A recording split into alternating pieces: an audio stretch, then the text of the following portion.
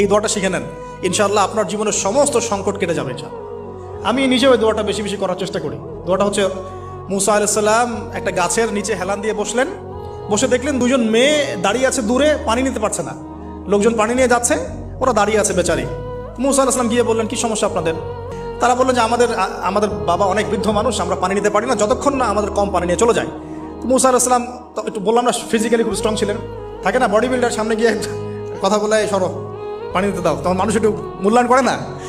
তো মুসা আলাইহিস সালাম এভাবে পানি নিয়ে দিলেন এবং বাছুরদেরকে পানি পান করালেন, করিয়ে গাছের নিচে এসে বসে আছেন। বসে বসে তিনি দোয়া করছেন, এই যে দোয়াটা তিনি দোয়া করছেন, রব্বি, একটা নেক কাজ করলেন, নেক কাজ করলেন না, মানুষের উপকার করলেন, নেক কাজ করে এসে গাছের নিচে বসে দোয়া করছেন, আল্লাহ এখানে তো আমার খাবার পানি বাসস্থান কিছুই নাই, আমি কি করব?